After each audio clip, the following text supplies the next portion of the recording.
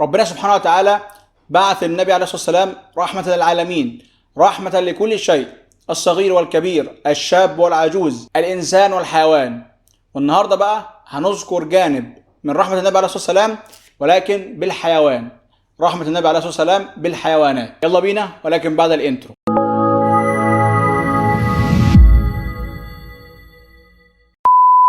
السلام عليكم حبيبي في الله، عاملين ايه؟ وزي ما قلنا في المقدمة ان ربنا سبحانه وتعالى بعث النبي عليه الصلاة والسلام رحمة للعالمين، رحمة لكل شيء، الجماد والإنسان والحيوان، رحمة لكل شيء.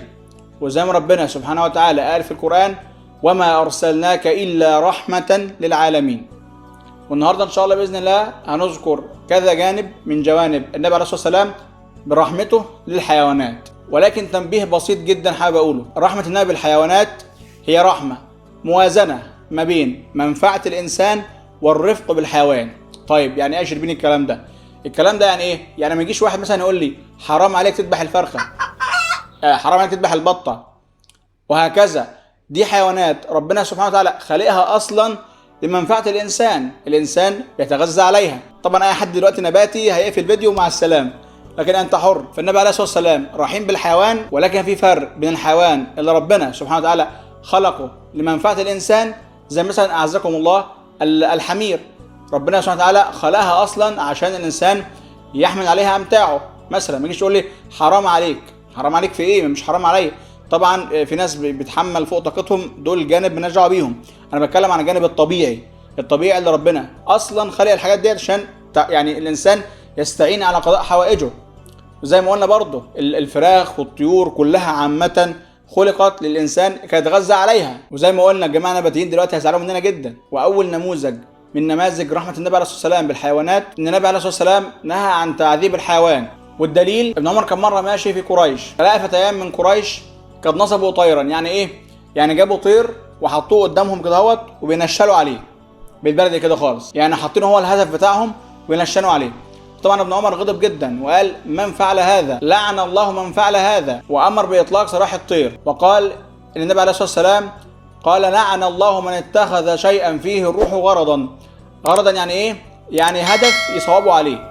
يعني اي حد يجيب حاجه فيها الروح عشان يجعلها الهدف بتاعه يلشنوا عليه من البرد كده، يعني حرام، ما ينفعش، لعنه الله. وده كان اول نموذج من نماذج رحمه النبي عليه الصلاه والسلام، انه نهى عن تعذيب الحيوانات. ثاني نموذج من نماذج رحمه النبي عليه الصلاه والسلام بالحيوان انه نهى عن الفصل بين الام وصغارها او بين الاولاد والام. فعن عبد الله بن مسعود رضي الله عنه قال: كنا مع رسول الله صلى الله عليه وسلم في سفر، فانطلق لحاجته فرأينا حمرة يعني طائر صغير معها فرخان، فأخذنا فرخيها فجاءت الحمرة فجعلت تعرش ترفرف بجناحيها يعني. فجاء النبي عليه الصلاة والسلام فقال: من فجع هذه بولدها ردوا ولدها إليها. ده كان تاني نموذج من نماذج رحمة النبي عليه الصلاة والسلام بالحيوان. ثالث نموذج معنا النهاردة ان النبي عليه الصلاة والسلام نهى عن تجويع الحيوان. فعن عبد الله بن جعفر أن رسول الله صلى الله عليه وسلم دخل حائطا لرجل الأنصار فإذا بجمل، فلما رأى النبي عليه الصلاة والسلام حن وذفرت عيناه، فأتاه النبي عليه الصلاة والسلام فمسح ذفراه فسكت،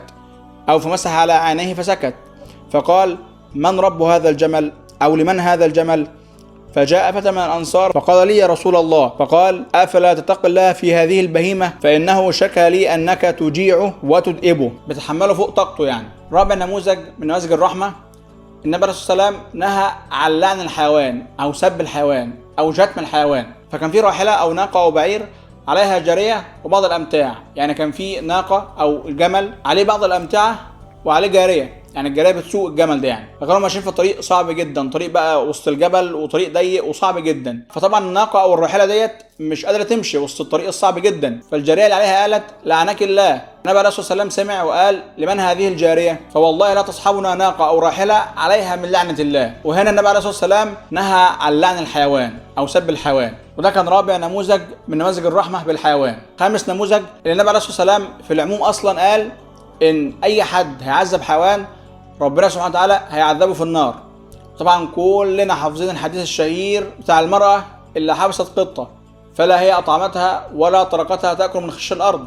آخر نموذج معانا النهاردة من نماذج رحمة النبي بالحيوان إن النبي عليه الصلاة والسلام أمر بالإحسان للحيوان في العموم، وعلشان كده قال: إن الله كتب الإحسان على كل شيء، فإذا قتلتم فأحسنوا القتلى، وإذا ذبحتم فأحسنوا الذبحة، وليحد أحدكم شفرته وليرح ذبيحته.